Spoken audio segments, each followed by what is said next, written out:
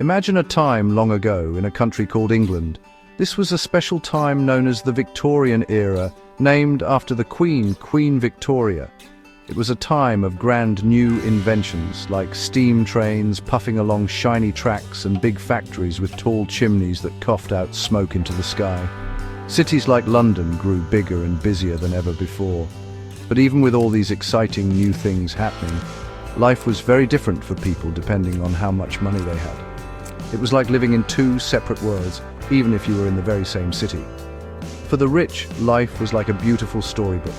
They lived in enormous houses with dozens of rooms, soft velvet curtains and sparkling chandeliers that twinkled like stars. They wore the finest clothes, made of silk and lace, and never had to worry about where their next meal was coming from. Their children went to fancy schools to learn Latin and music, and they spent their days going to parties and riding ponies.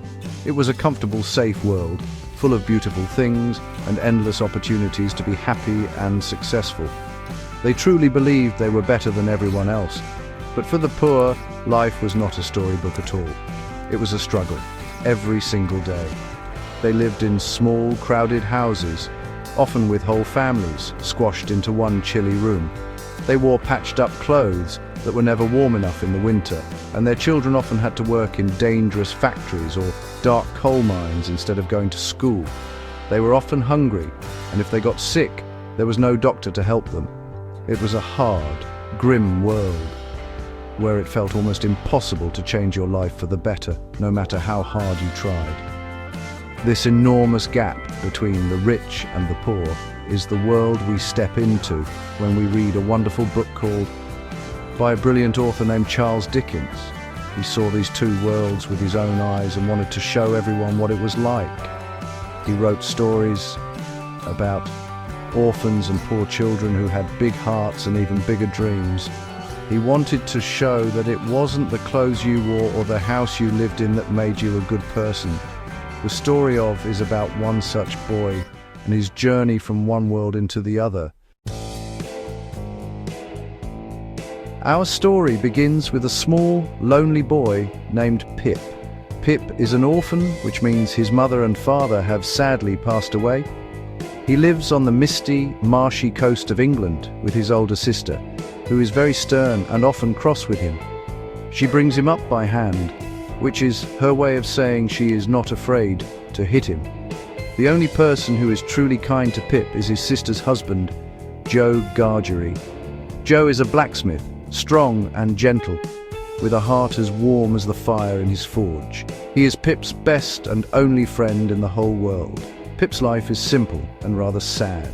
He helps Joe in the blacksmith's workshop and knows that one day he will probably be a blacksmith too. But then, something happens that changes everything. He is called to a strange, gloomy house in the town called Satis House. It is a place where all the clocks have been stopped for many, many years. Inside lives a rich and peculiar old lady named Miss Havisham, who always wears a yellowing wedding dress. She asks Pip to come and play, but her real reason is to entertain her beautiful but very cold-hearted adopted daughter, Estella. Estella is proud and looks down on Pip. She makes fun of his rough hands and his common boots. She tells him he's just a poor, ordinary boy. This makes Pip feel terribly ashamed for the very first time in his life. He looks at his simple clothes and thinks about his simple life, and suddenly he hates it all. He falls in love with the beautiful Estella, but he knows she would never care for a poor blacksmith's boy. From that moment on, a powerful dream takes root in Pip's heart. He wants to escape his poor life and become a true gentleman. This wish becomes the most important thing in the world to Pip. He no longer wants to be a blacksmith and work alongside his kind friend Joe.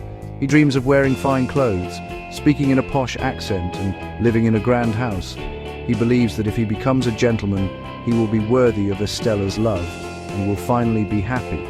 He doesn't know how it could ever happen, as it seems like an impossible dream. But he holds on to this secret wish, this great expectation, hoping that one day his life will magically change forever. One day the most astonishing thing happens. A lawyer from London, a man named Mr. Jaggers, arrives with incredible news for Pip. It turns out that a secret, unknown person a benefactor, has given Pip a huge amount of money. He now has a great fortune. The condition is that he must leave his home at once, move to the grand city of London, and begin his education to become a proper gentleman. Pip is completely stunned. He is overjoyed. His wildest dream is actually coming true, just like in a fairy tale. Pip immediately thinks he knows who his secret helper is. It must be the strange, rich Miss Havisham. Why else would she have invited him to her house all those years ago?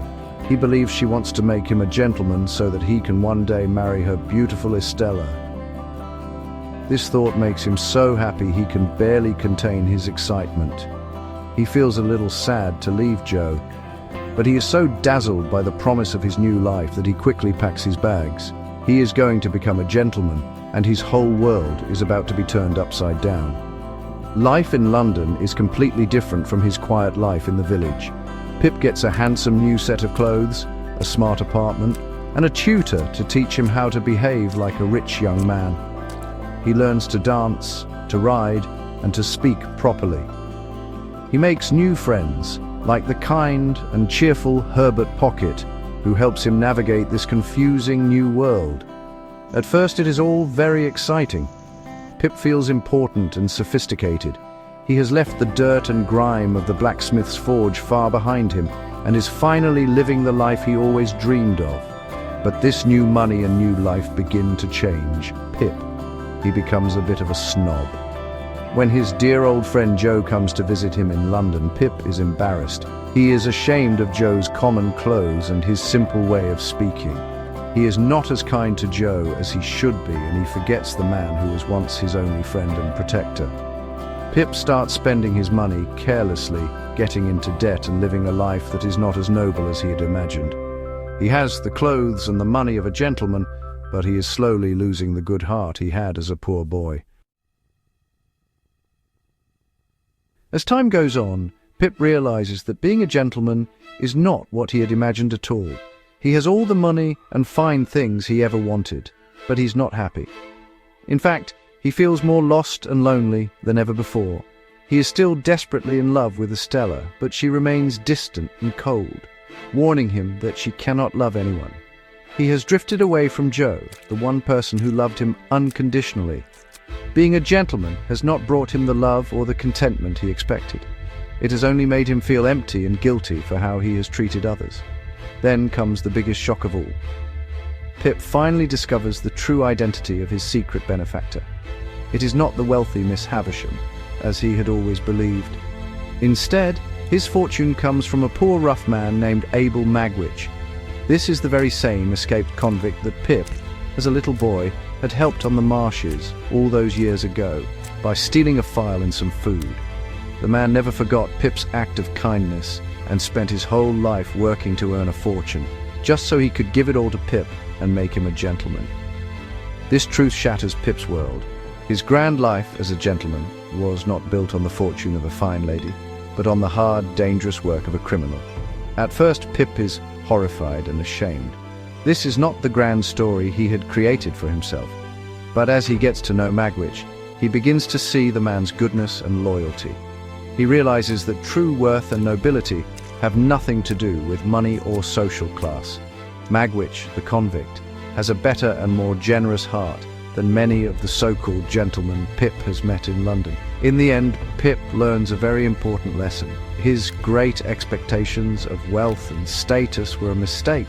They did not lead to happiness. True happiness, he discovers, comes from love, friendship, and being loyal to the people who care for you. He learns that being a true gentleman is not about having money, but about having a kind and honorable heart. And so, it makes me wonder, what about you? If a stranger suddenly gave you a great fortune, what would you do with it? Do you think it would change you, and would it truly make you happy?